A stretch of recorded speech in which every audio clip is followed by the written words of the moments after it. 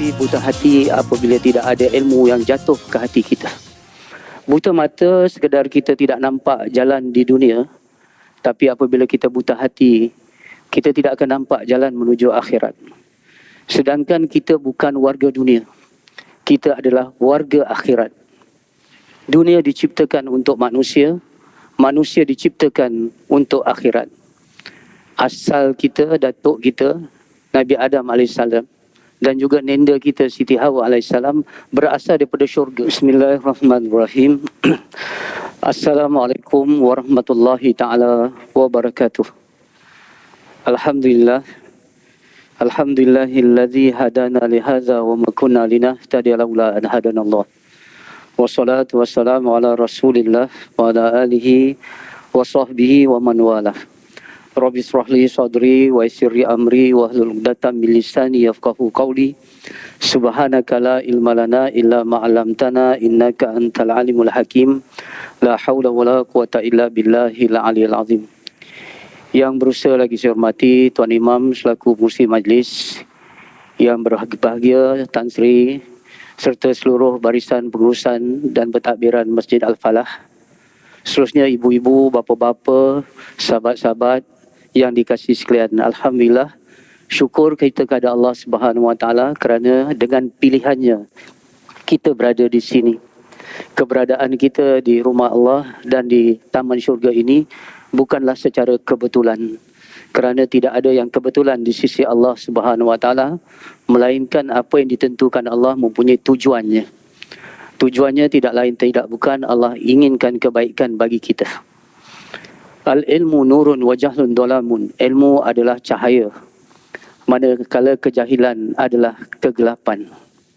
Buta mata apabila tidak ada cahaya jatuh ke retina mata kita. Itu buta mata. Tapi buta hati apabila tidak ada ilmu yang jatuh ke hati kita. Buta mata sekadar kita tidak nampak jalan di dunia. Tapi apabila kita buta hati, kita tidak akan nampak jalan menuju akhirat. Sedangkan kita bukan warga dunia. Kita adalah warga akhirat. Dunia diciptakan untuk manusia. Manusia diciptakan untuk akhirat. Asal kita, datuk kita, Nabi Adam AS dan juga nenda kita Siti Hawa AS berasal daripada syurga. Terdampar ke dunia ini untuk satu misi yang besar. Jadi boleh dikatakan kita semua alien lah. Bukan kita warga dunia, kita warga akhirat. Kita akan kembali ke akhirat. Kita nak ultimate goal kita adalah menuju ke dalam syurga. Subhanallah, kita pasti kembali. Kita tak tahu bila kita akan mati. Tetapi pada hari ini, 16 Februari, semakin dekat kita pada tarikh kematian kita yang sudah ditentukan oleh Allah Subhanahu Wa Taala. Tarikh kematian kita sudah Allah tentukan ketika kita berada di alam rahim. Kita tak tahu bila. Tetapi pada hari ini semakin dekat kita pada tarikh kematian itu. Kerana perjalanan menuju kematian sudah bermula sejak kita dilahirkan. Perjalanan menuju kematian sudah bermula sejak kita dilahirkan. Setiap kita ni ada tempoh masing-masing. Umpama jam pasir kalau kita tengok jam analog ataupun jam digital ni tak terasa sangat. Tapi kalau kita ada jam pasir, kita tengok usia kita, dah banyak manalah pasir yang masih tinggal itu. Subhanallah. Dan ada hadis di akhir zaman, masa ini seolah-olah dipercepatkan. Setahun macam rasa sebulan, sebulan macam seminggu, seminggu macam sehari, sehari macam sejam, sejam macam seminit. Jadi perjalanan itu terlalu laju. Teringat saya kata-kata daripada Imam Syafi'i rahimahullah ta'ala, aneh perjalanan masa terlalu laju. Tetapi lebih aneh manusia yang melalaikannya. Walaupun perjalanan itu laju, tarikh kematian kita semakin dekat, tetapi kita masih alpa, ghaflah, lalai dan sebagainya. Subhanallah, hidup di dunia ini adalah untuk diuji. Diuji bukan saja pada kuantiti tetapi pada kualitinya. Seperti mana surah Al-Mulk yang selalu kita baca, Allazi khalaqal mauta wal hayata liyabluwakum ayyukum ahsanu. Siapa yang terbaik amalannya. Subhanallah, dalam hidup kita di dunia ni, dunia darul bala wal imtihan. Dunia ini adalah negara bencana dan ujian. Kita akan sentiasa diuji, dan untuk menguji kita, siapa yang terbaik amalannya sebagai dua. Pertama, kita sebagai hamba Allah dan kita sebagai khalifah di muka bumi ini. Sebagai hamba Allah yang soleh, kita perlu menjadi baik. Tapi tak cukup menjadi hamba Allah yang baik, tetapi kita mesti jadi khalifah yang musleh, iaitu yang memberi kebaikan yang terbaik kepada umat. Subhanallah, tajuk kita pada malam ini, dunia jembatan menuju akhirat. Sempena Isra' Mi'raj. Pada bulan Rajab ini, selain daripada membuat persiapan dan juga kita mulakan momentum ibadah kita untuk menuju bulan Ramadan Al-Mubarak, dalam peristiwa yang paling signifikan dalam bulan Rajab ini ialah peristiwa Isra' Mi'raj. Isra', perjalanan daripada Masjidil Haram ke Masjidil Aqsa, Rasulullah dengan kenderaan burak, dan daripada Masjidil Aqsa naik. Kalau tadinya secara horizontal, sekarang secara vertikal, terus ke Sidratul Muntaha sampai ke Baitul Ma'mur, jaraknya berjuta-juta tahun cahaya, dan kembali balik ke Mekah sebelum fajar. Ini satu kembara rohani. Kerana dalam peristiwa Isra' Mi'raj, Rasulullah SAW didedahkan ataupun diperlihatkan pandangan-pandangan yang bersifat sam'iyat dan ghaibiyat. Sam'iyat artinya hanya boleh didengar, tidak kasat mata, tidak boleh dilihat dengan mata biasa. Dan ghaibiyat, perkara-perkara yang ghaib, syurga, neraka, apa end result kepada mereka yang makan riba, mereka yang meninggalkan solat, mereka yang berzina. Begitu juga ditunjukkan balasan-balasan kebaikan di dalam syurga. Jadi artinya Isra' Mi'raj ialah satu pandangan yang menjangkau bukan saja dunia ini tetapi akhirat.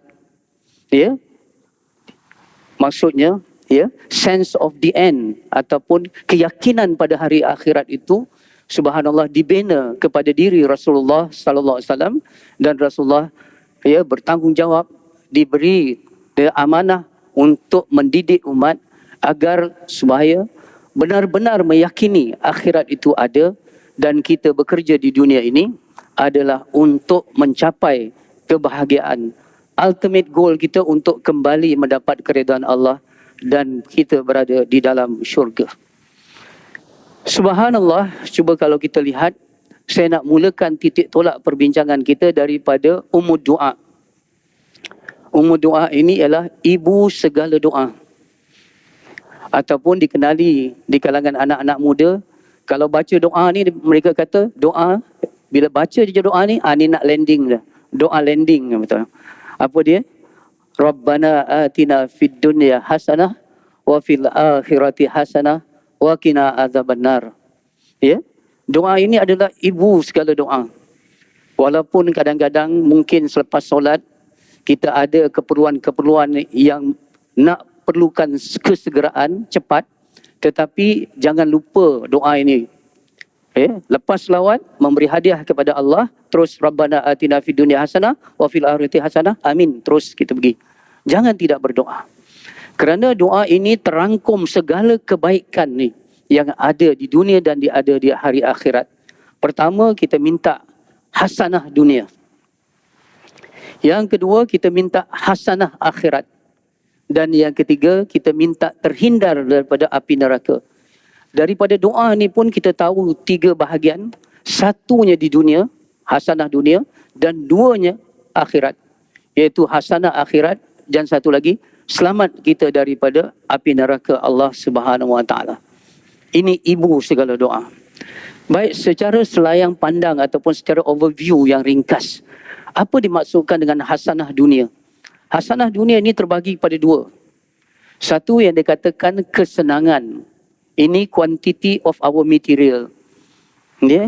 Kesenangan ini ialah apabila kita dapat memenuhi keperluan fizikal dan material kita. Paling asas makan pakai kita, kenderaan kita, rumah kita, secara halalan dan thayyiban. Ini yang kita minta. kesenangan. Ya, kita minta ya Allah mudahkan kita makan, minum yang halal dan juga pakaian, kenderaan dan sebagainya. Subhanallah. Ini ya bukan suatu yang buruk. Ya, Islam bukan fobia dengan dunia. Sehingga Rasulullah sallallahu alaihi wasallam menegaskan antara kebahagiaan seorang mukmin itu ialah rumah yang lapang, kenderaan yang baik, isteri yang solehah dan jiran yang baik. Artinya rumah yang lapang dan kenderaan yang baik ini dituntut untuk kita dapat. Ini dikatakan kesenangan di dunia. Satu lagi yang paling penting bila kita sebut hasanah fil dunia ialah ketenangan. Tadi quantity of our material, tapi ketenangan ialah quality of our heart. Kualiti jiwa kita. Kita minta dalam hidup ini bukan saja Allah berikan kita kesenangan, tetapi Allah bagi kita ketenangan. Ketenangan itu ialah qalbun salim, hati yang sejahtera. Hati yang mana kaya dengan sifat-sifat mahmudah.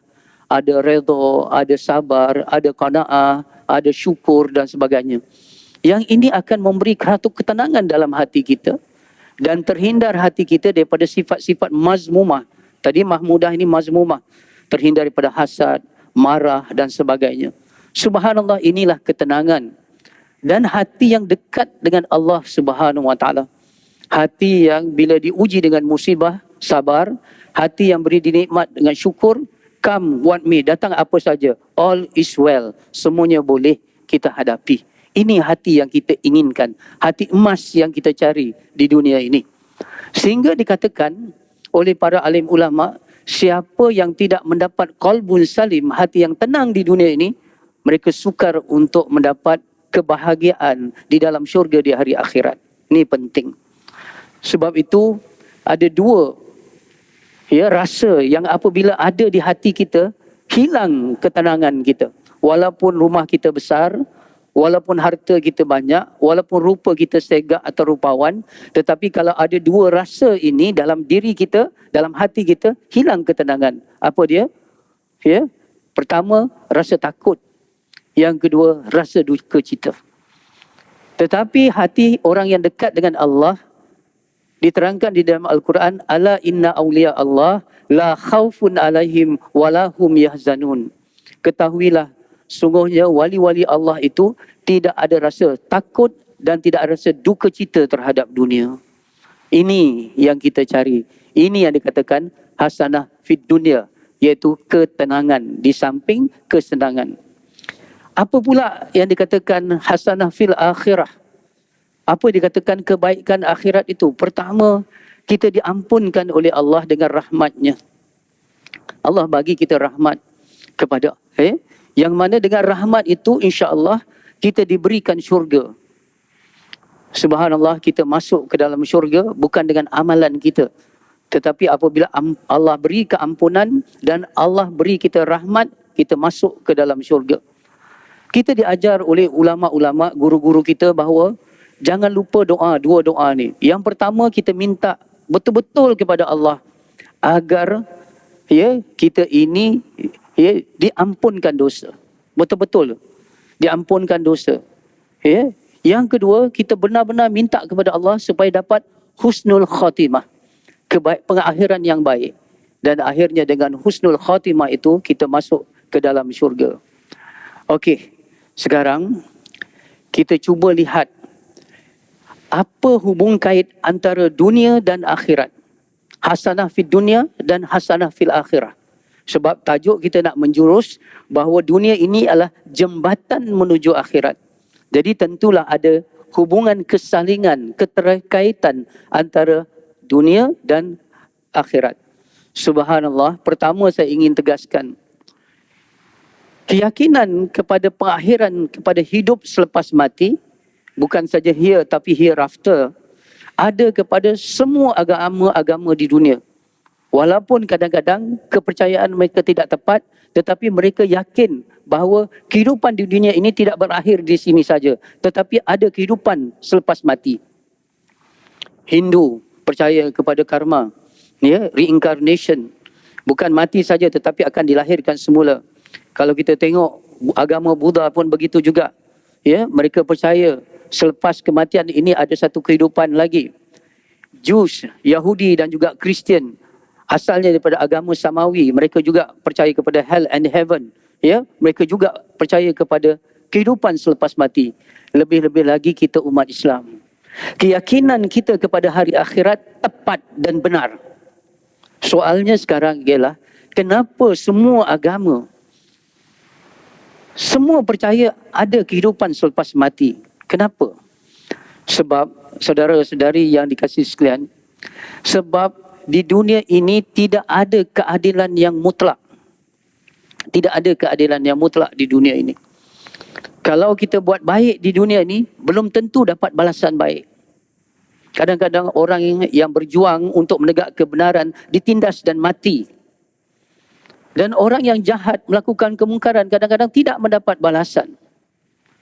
Saya pernah berdepan dengan anak-anak yang sudah dijangkiti AIDS. Waktu mereka kecil lagi, dalam kandungan lagi dah ada AIDS. Mereka hidup tak lama, lebih kurang 9 tahun, 10 tahun meninggal. Kadang-kadang kita tertanya-tanya, kenapalah budak ini mendapat keadaan yang begitu. Subhanallah. Adakah keadilan di dunia ini? Tidak ada keadilan di dunia ini. Orang yang jahat, contoh, kita lihat, tengok, subhanallah, kejahatannya merata. Ya, kalau kita tengok dalam penyiksaan dulu, bagaimana umat Islam Bosnia Herzegovina oleh Slobodan Milosevic waktu tu, Butcher of Balkan, dia bunuh beribu-ribu umat Islam. Perempuan dirogol dalam proses penghapusan etnik. Tapi dia mati tak sempat dihukum, dia mati di dalam penjara. Waktu tu orang kata dia sepatutnya bukan sekali saja dibunuh, tapi dia mesti beribu-ribu kali dibunuh. Betul? Tidak ada keadilan yang mutlak di atas muka bumi, dan tidak ada orang yang baik mendapat balasan tidak semestinya, dan orang yang jahat tidak semestinya mendapat hukuman. Justru demi keadilan. Sebab itu kita baca di dalam surah Al-Fatihah, Maliki Yaumiddin. Artinya Allah menjadi raja pada hari akhirat. Kenapa? Keadilan yang mutlak, Allah sebagai raja hanya akan dapat kita lihat, kita rasakan di hari akhirat nanti. Kebaikan yang sebesar zarah akan mendapat ganjaran, kejahatan yang sebesar zarah akan mendapat hukuman. Sebab itu keyakinan kepada hari akhirat ini sangat penting ketika kita hidup di dunia. Sekali lagi saya tekankan. Sekali lagi saya tegaskan bahawa keyakinan kepada hari akhirat sangat penting ketika kita hidup di dunia ini. Mungkin orang berkata keyakinan pada hari akhirat sangat penting bila kita sampai ke akhirat. Tidak. Itu penting. Tetapi keyakinan pada hari akhirat sangat penting ketika kita hidup di dunia ini. Kerana apa? Kalau kita buat kebaikan, isteri yang setia tapi suaminya khianat, pemimpin yang baik tetapi digulingkan, contoh, ada majikan yang baik, pekerja tak baik, ada pekerja baik tetapi majikan menindas. Cerita-cerita tentang ketidakadilan di muka bumi ini sangat banyak. Tetapi apakah kita akan kecewa oleh kerana kebaikan tidak dibalas dengan ganjaran di dunia ini? Maka kita berhenti untuk melakukan kebaikan? Tidak, kerana ada hari akhirat. Jadi kita terus melakukan kebaikan, tidak dibalas di dunia, Allah akan balas di akhirat, dan balasan di akhirat lebih baik daripada pembalasan di dunia ini. Ini penting iman. Dan kita tidak akan tega, kita tidak akan rela untuk melakukan kejahatan. Walaupun kita mungkin ada kesempatan untuk manipulate undang-undang. Kadang-kadang orang kata undang-undang di dunia ni, yang kenanya ikan bilis, jerung dan paus terlepas, betul Dan apabila kita ada kuasa, kita boleh melakukan sewenang-wenangnya. Oh tidak. Walaupun CCTV rosak, walaupun kita ada kuasa untuk kita manipulasi, kita tidak akan buat. Sebab apa? Kita boleh lepas di dunia, tapi di akhirat pasti kita kena. Ini adalah iman. Ini adalah satu kekuatan untuk kita terus melakukan kebaikan walaupun tidak mendapat ganjaran. Ini adalah satu kekuatan untuk kita meninggalkan kejahatan walaupun mungkin kita boleh lepas daripada hukuman. Keyakinan pada hari akhirat ialah kunci untuk manusia ni jadi baik ketika hidup di dunia ini. Subhanallah, saudara-saudari yang dikasihi sekalian, itu satu. Yang kedua, apa hubungan antara dunia dan akhirat ini? Imam Syafi'i rahimahullah ta'ala telah memberi satu perumpamaan, satu metafora, satu tamsilan yang mudah kita faham. Apa kata Imam Syafi'i rahimahullah ta'ala? Ad-dunya mazra'atul akhirah. Dunia adalah tanaman untuk akhirat. Rupanya dunia ini tempat kita menanam, akhirat nanti tempat kita menuai. Ini memberi dua pengajaran yang penting daripada perkataan ungkapan Imam Syafi'i rahimahullah ta'ala ni, ad-dunya mazra'atul akhirah ini memberi dua pengajaran yang penting. Yang pertama ialah kalau kita nak buah yang ranum, yang manis rasanya, yang lebat buahnya di hari akhirat, mestilah pohon yang kita tanam, pohon yang subur di dunia ini. Betul? Mana mungkin kita dapat buah yang manis, mana mungkin kita dapat buah yang lebat di hari akhirat, kalau pokok yang kita tanam di dunia ini, pokok yang tidak subur, pokok yang sakit dan sebagainya. Ini menunjukkan apa? Ini menunjukkan kecemerlangan, kejayaan di dunia adalah indikator, petunjuk kepada kecemerlangan di akhirat. Dan tidak ada dalam ajaran Islam kita memburu akhirat dengan meminggirkan dunia. Tidak. Sebab pokok yang kita tanam mesti subur. Dunia yang kita cari mesti orang kata kuat. Mesti baik. Supaya nanti kita menuai hasil yang baik. Tak boleh kita kata dunia ni cukup-cukup makan cukuplah. Nanti di akhirat kita tuai yang baik. Tidak. Kalau pokok yang kita tanam tak subur, mana mungkin kita dapat buah yang ranum di hari akhirat. Ini penting. Jadi artinya, seperti mana kata Dr. Yusuf Qaradawi. Apa kata Dr. Yusuf Qaradawi? Mencintai syurga bukan berarti meminggirkan dunia. Boleh faham ya? Mencintai syurga bukan artinya meminggirkan dunia. Ya, itu satu. Yang kedua, musim menanam di dunia, musim menuai di akhirat. Saya nak tanya tuan-tuan, dan ini leading question sajalah. Musim menanam dengan menuai, mana yang mudah? Menanam ke menuai? Yang mudah ialah menuai. Betul.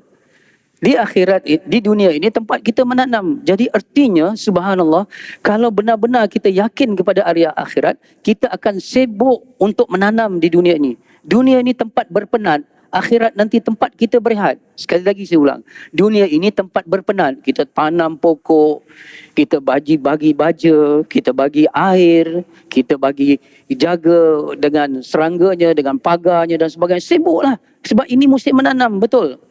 Artinya, saya tegaskan, ya, kalau benar-benar orang tu ingat mati, mati bukan pengakhiran, mati adalah satu permulaan kepada satu kehidupan yang tak mati-mati.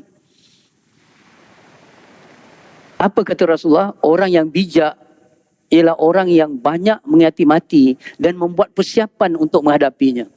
Artinya apa? Kalau kita ingat mati, kita sibuk. Pertama, sibuk dengan hablum minallah. Solatnya, puasanya, zikir, baca Quran. Sibuk juga amalan-amalan yang berbentuk hablum minannas. Kerja kita, memberi kebaikan, kebajikan dalam ekonomi kita, dalam pendidikan kita dan sebagainya. Subhanallah, kalau benar-benar orang yakin kepada hari akhirat, ini akan meningkatkan produktiviti dan kualiti kehidupan kita di dunia. Sebab tu saya pernah menulis, ingat mati meningkatkan produktiviti.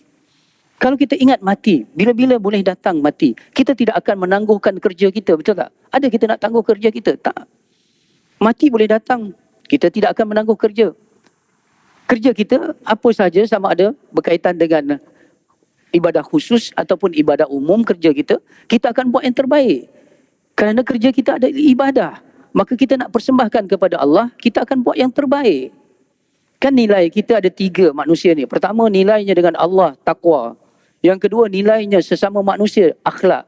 Dan ketiga, nilainya sebagai khalifah, itqan. Dibuat suatu pekerjaan, dibuat suatu peranan dengan efektif dan efisien. Sebab tu kalau orang tu ingat mati, dia nak bawa amalan dan buat persiapan untuk menuju Allah, maka dia akan sibuk di dunia. Tidak ada malas. Orang yang ingat akhirat bukan malas. Apa kata Sayyidina Umar Al-Khattab? Sejak dilantik menjadi khalifah, kata Sayyidina Umar, aku kurang tidur waktu malam. Takut urusanku dengan Allah tak selesai. Dan aku kurang tidur waktu siang kerana aku takut urusanku tu dengan manusia tak selesai.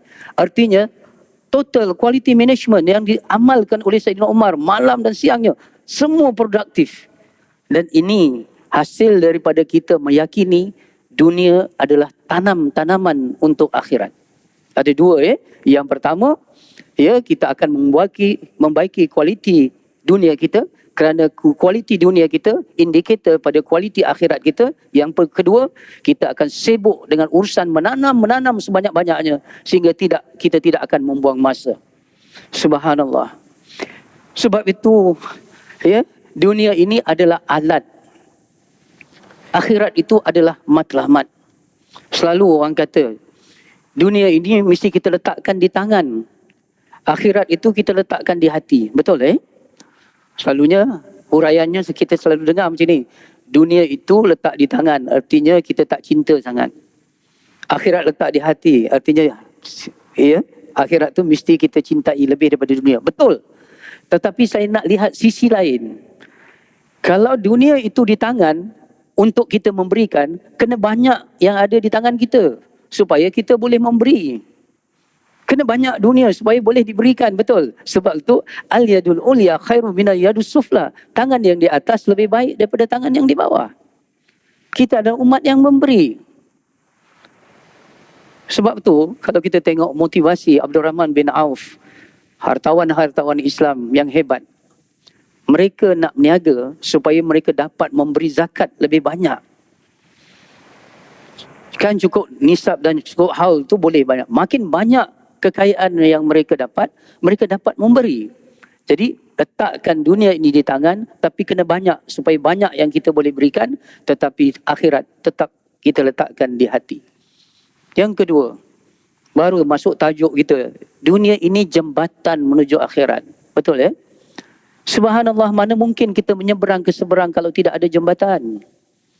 Jadi dalam Islam tidak ada ajaran meminggirkan dunia. Wala tansa nasibaka minal dunya.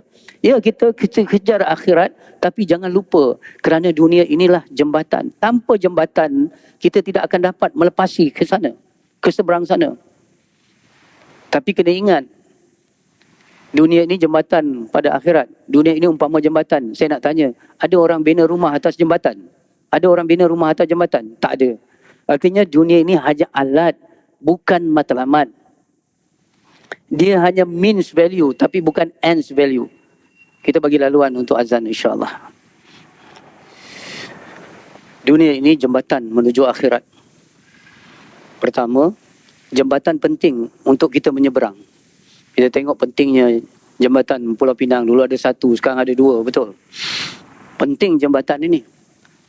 Tetapi dia hanya alat untuk kita sampai ke seberang. Jembatan itu keperluan. Seberang itu adalah tujuan. Betapa ramai kita, minta maaf umat Islam sendiri, yang hidupnya hanya untuk memenuhi keperluan hidup. Tetapi dia tidak fokus kepada tujuan hidup. Keperluan hidup penting. Keperluan hidup makanan, pakaian, kenderaan, itu keperluan hidup. Tapi tujuan hidup kita apa dia? Tujuan hidup kita ialah ibadah kepada Allah. Sebagai hamba Allah dan sebagai khalifah. Itu tujuan hidup kita. Tak salah kita ada rumah. Tetapi rumah itu jadikanlah medan untuk kita menegakkan keluarga yang sakinah, mawaddah dan rahmah. Kita ada kenderaan. Tak salah kenderaan itu. Perlu kenderaan yang baik. Tetapi kenderaan itu dibawa ke tempat yang baik. Kita mesti ada pakaian. Pakaian yang menutup aurat. Dan Rasulullah pernah menegur seorang sahabat yang pakai compang-camping. Ada pakaian baru, kata Rasulullah. Pakai pakaian baru. Sebab Allah suka melihat kesan nikmatnya pada seseorang. Tetapi itu bukan tujuan. Itu bukan end value. Tetapi means value. Itu hanya alat, bukan matlamat. Hari ini minta maaf kadang-kadang kita memburu keperluan dengan meminggirkan tujuan. Kita sudah tertukar. Alat sudah menjadi matlamat. Matlamat sudah menjadi alat. Subhanallah.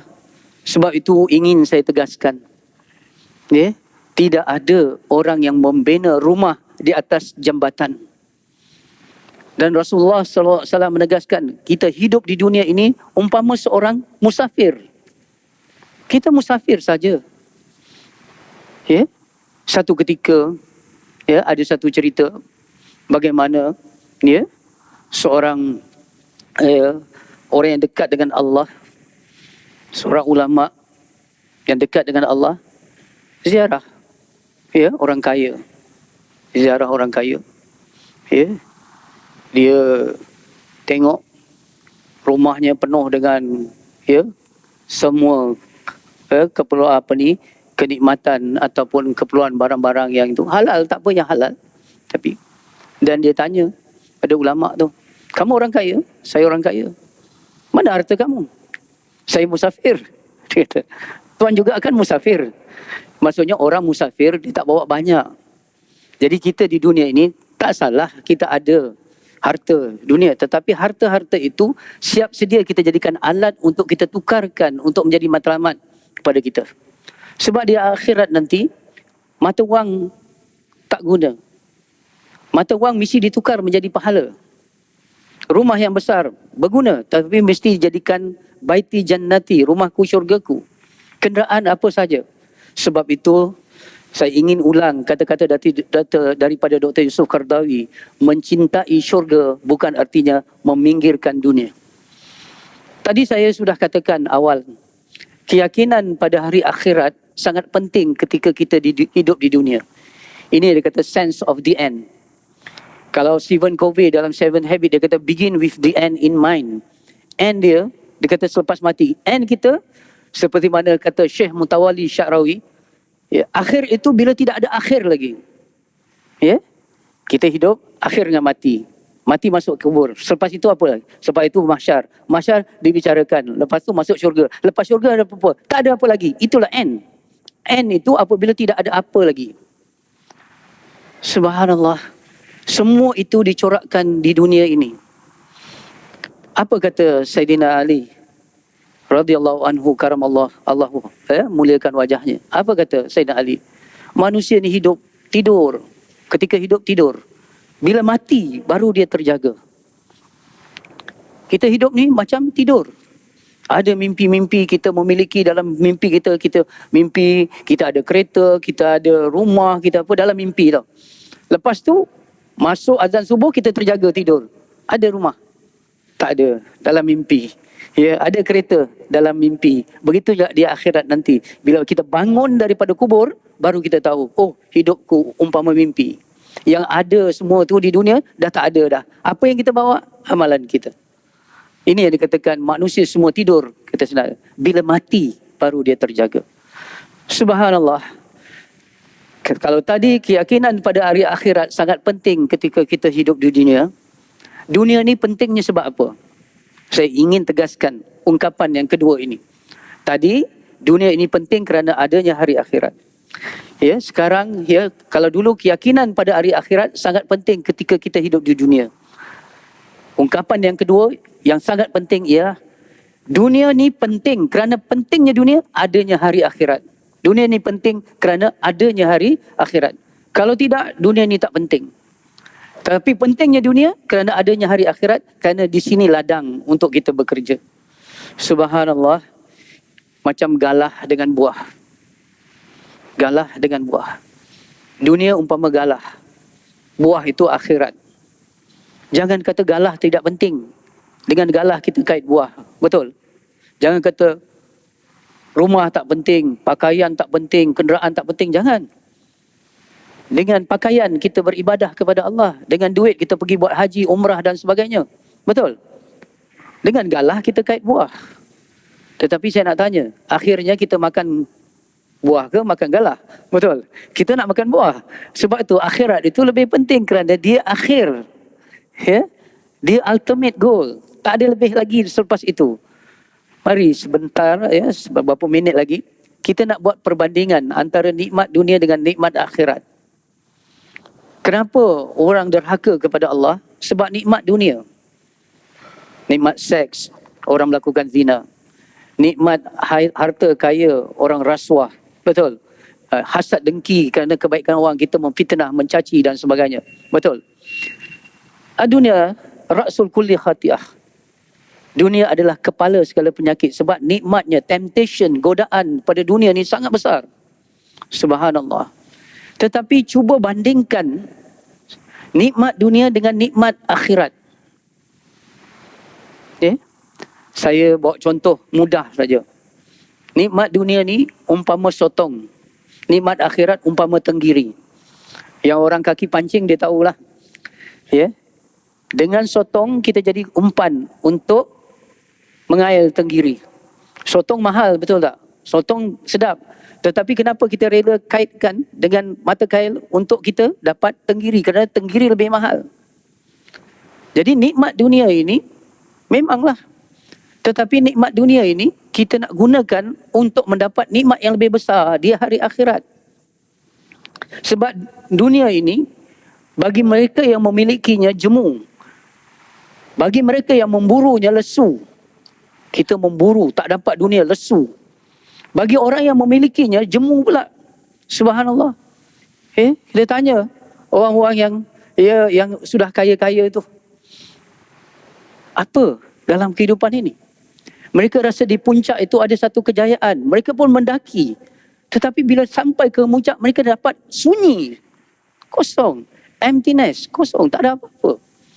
Subhanallah. Sebab itu kalau kita tengok, selebriti-selebriti terkenal di dunia yang ada rupa, ada harta, ada segala-galanya, tapi akhirnya mereka berakhir dengan sakit jiwa. Dan ada yang membunuh diri kerana kosong daripada tujuan hidup. Mereka hanya ada keperluan hidup. Mereka dapat alat tetapi mereka tidak dapat matlamat. Mereka dapat jambatan tapi mereka tidak sampai kepada seberang. Ini yang terjadi. Sebab itu Allah ingatkan, wa ma hayatud dunya illa mata'ul ghurur. Tidak adalah kehidupan di dunia melainkan mata benda yang menipu daya. Kita tak bangun untuk solat subuh kerana enaknya tidur. Betul. Kita rela melakukan maksiat kerana nikmat, harta dan sebagainya. Subhanallah. Sedangkan nikmat di dunia ni mesti ada jemu dan mesti ada side effect dia. Makanan yang lazat yang kita makan. Subhanallah. Kalau terlebih ada obesity, ada diabetes, ada sebagainya. Betul. Ataupun sekurang-kurangnya kita kena pergi tandas. Itulah akhirnya dunia. Tapi di akhirat, kita makan dalam riwayat hadis dan sebagainya, kita makan, sedap itu digandakan. Hari ini bagi contoh katalah nasi mandi yang kita suka. Makan waktu pagi, kita makan nasi mandi. Waktu pukul 10 makan nasi mandi. Waktu zuhur, lepas zuhur kita makan nasi mandi. Asal, dah tak boleh dah. Jemu dah. Walaupun sedap macam mana, jemu dah. Tapi di akhirat, makan nasi mandi pagi, digandakan sedapnya. Kemudian digandakan lagi sedapnya. Tidak ada side effect. Jangan cari tandas di dalam syurga. Di syurga tak ada tandas. Macam mana perkumuhan di dalam syurga? Dia makan, dia akan berpeluh. Peluh itu lebih wangi daripada kasturi. Itu dia katakan. Itulah nikmat yang sebenar-benarnya. Jadi orang yang bijak, dia rela mengorbankan nikmat dunia yang sedikit demi nikmat yang tinggi dan abadi di hari akhirat nanti. Tak apa susah payah di dunia. Mujahadah itu pahit, perjuangan itu pahit kerana syurga itu manis. Inilah yang dibuat oleh para sahabat. Para sahabat mengorbankan hartanya, tinggalkan Abdurrahman bin Auf. Cuba bayangkan dalam hijrah, dia bukan saja tinggalkan hartanya. Abdurrahman bin Auf meninggalkan istrinya kerana istrinya tak mau ikut hijrah. Tapi dia pergi juga. Suhaib Ar-Rumi, pendatang di Mekah, ketika dia nak hijrah, apa kata kafir Quraisy? Tinggalkan semua harta kamu. Dia tinggalkan. Dia datang kepada Rasulullah selai sepinggang. Apa kata Rasulullah kepada Suhaib? Wahai Suhaib, perniagaan yang baik. Betul. Sebab dia tukar semuanya untuk akhirat. Subhanallah. Jadi korbankanlah sedikit kenikmatan di dunia ini demi kenikmatan dia hari akhirat. Ini yang diajar.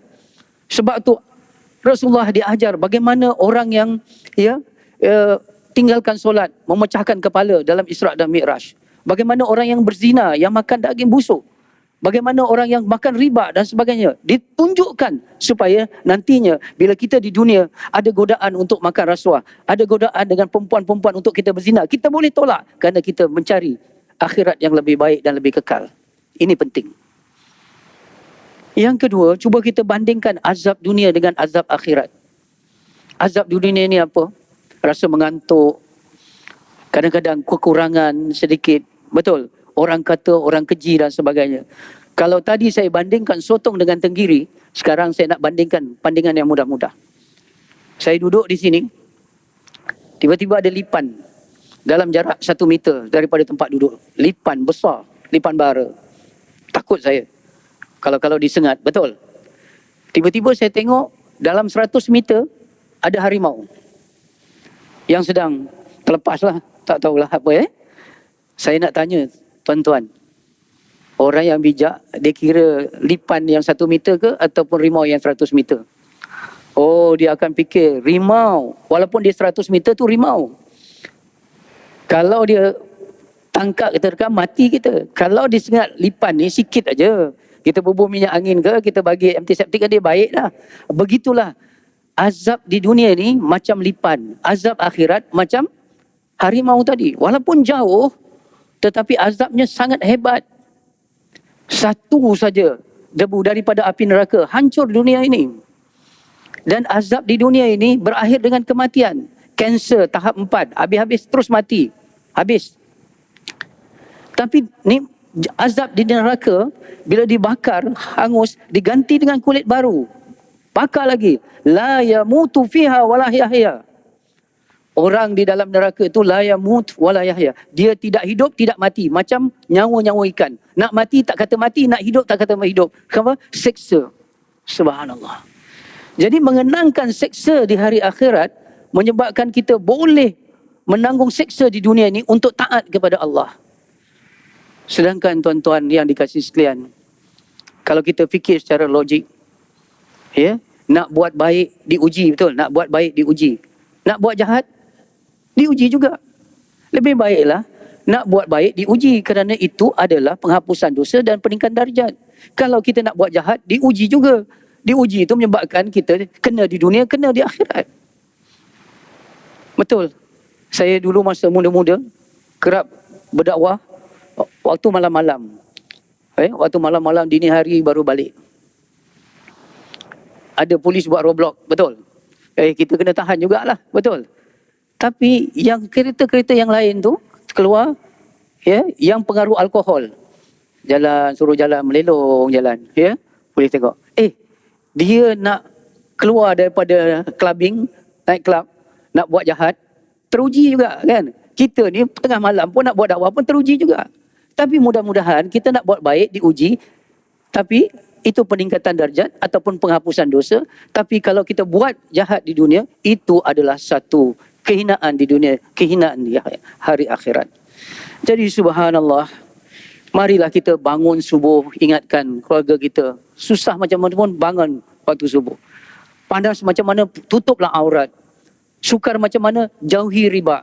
Ada macam mana pun godaan, tinggalkan rasuah dan sebagainya. Kerana susah di dunia dibandingkan susah di akhirat, susah di akhirat tidak dapat ditanggung oleh kita. Subhanallah. Itu satu. Sebagai akhirnya, cuba kita tengok perbandingan tempoh masa hidup di dunia dengan hidup di akhirat. Hidup di akhirat berakhir dengan syurga ataupun neraka.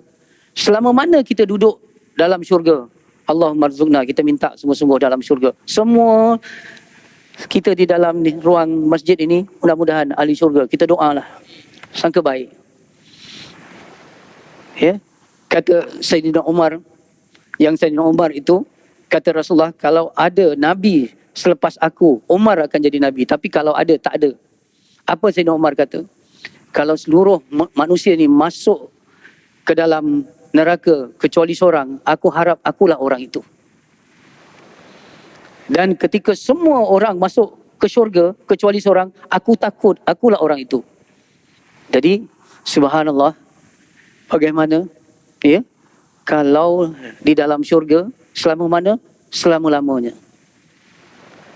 Di dalam neraka sampai bila? Sampai bila-bila. Oh, orang Islam tak mungkin. Kalau kita ada iman sebesar sawi pun nanti masuk juga ke dalam syurga. Tetapi dalam Al-Quran, bila masuk ke dalam neraka, Allah kata khalidina fiha abada. Kekal abadi selama-lamanya. Kenapa? Walaupun tidak kekal, tapi seolah-olah kekal. Kerana siksa neraka itu sangat-sangat hebat dan sangat-sangat dahsyat. Tak tunggu panas.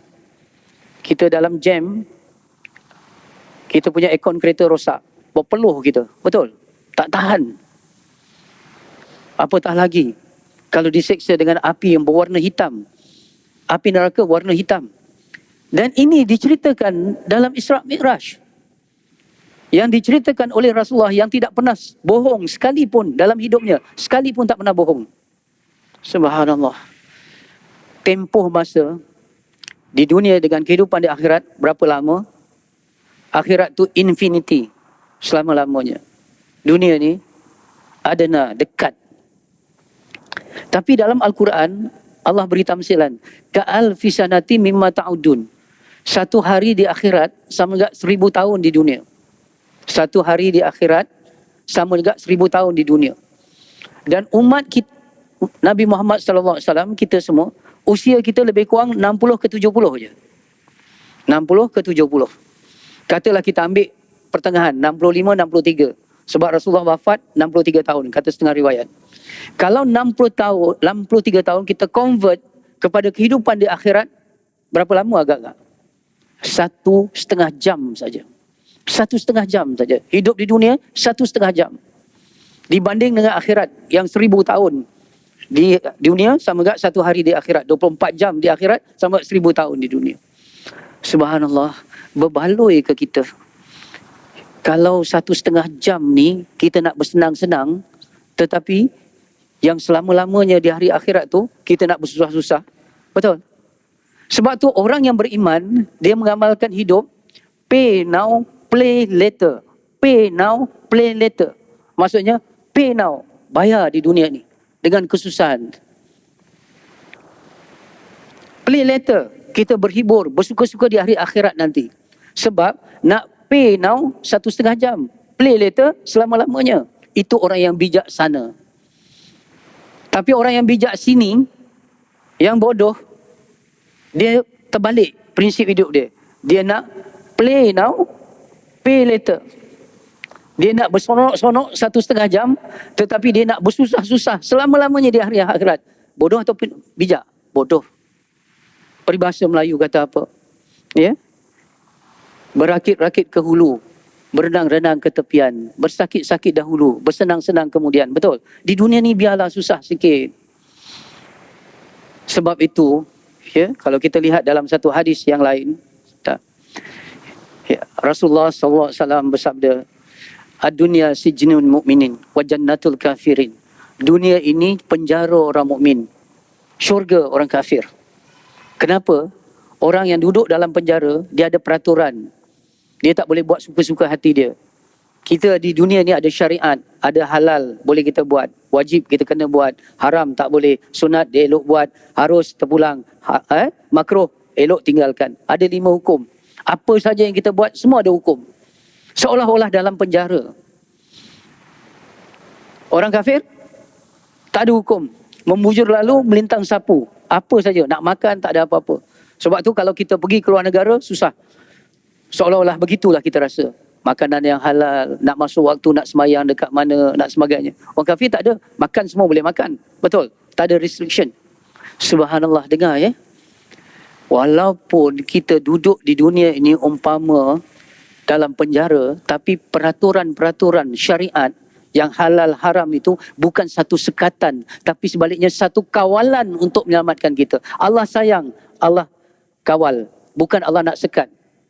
Perumpamaannya, kalau kita bergerak di atas jalan raya, di atas jalan raya ni ada lampu isyarat, merah berhenti, hijau berjalan. Di sana ada selekoh tajam, kurangkan hak laju. Orang gila saja merasakan peraturan di atas jalan raya ni satu sekatan kepada pergerakan. Bukan satu sekatan, sebaliknya satu kawalan untuk menyelamatkan kita. Kita duduk dalam penjara, tetapi Allah nak menyelamatkan. Tapi orang kafir duduk macam dalam syurga. Dia bebas, tapi terbabas. Satu ketika sebagai akhir, ya, cerita macam mana Ibnu Hajar Asqalani, seorang ulama Islam, dia naik unta yang mahal harganya, berpakaian yang mahal dia naik, pakaian dia, kenderaan dia hebat. Orang Yahudi waktu tu seorang Yahudi dia pakai compang camping. Dia pergi. Waktu dia orang Yahudi ni miskin. Dia kata orang Yahudi ni dia tahu tentang hadis ad-dunya sijnul mu'minin wa jannatul kafirin. Rasul kamu kata dunia ini penjara orang mukmin, syurga orang kafir. Tapi kenapa kamu pakai macam ni? Kamu pakai mewah-mewah. Sedangkan dunia ini penjara. Apa jawab ulama ini? Dia kata begini. Saya pakai mewah-mewah, kenderaan saya mewah-mewah dibandingkan dengan nikmat syurga. Pakaian dan kenderaan yang saya pakai dibandingkan dengan nikmat syurga masih lagi macam penjara. Masih lagi low class. Pakaian di akhirat lebih hebat. Kenderaan di akhirat lebih hebat. Kamu yang pakai compang camping ni, kan dikatakan syurga. Kalau dibandingkan pakaian ahli neraka dengan pakaian yang kamu pakai, contohnya, ini pakaian ahli syurga sebenarnya. Ini pakaian bagus, baik sekali lagi. Sebab dibandingkan dengan neraka, lagi teruk pakaiannya. Jadi subhanallah, sebagai akhir, mudah-mudahan kita akan dapat satu kesedaran, satu semangat. Bila peristiwa Isra' Mi'raj yang pertama, perjalanan kembara rohani Rasulullah SAW diperlihatkan soal ghaibiyat dan sam'iyat. Ini kembara rohani, kembara iman, supaya kita dapat menguatkan iman dan timbul dalam hati kita. Kita boleh korbankan dunia ini yang ada ini untuk kita mendapat kebahagiaan yang kekal dan abadi di hari akhirat. Carilah dunia, asalkan halalan dan thayyiban. Dan kemudian kita kembalikan kepada Allah melalui ibadah. Tukar mata wang dunia kepada pahala, tukar nikmat dunia kepada kebaikan dan sebagainya. Dan insya-Allah, sebab itu makam kedudukan orang yang syukur lebih tinggi daripada kedudukan orang yang sabar di sisi Allah Subhanahu wa taala. Wa bihi wallahu alam. Segala kebaikan kalau ada itu datang daripada Allah, terimalah. Pasti ada kekurangan dan kelemahan daripada saya sendiri. Assalamualaikum warahmatullahi taala wabarakatuh.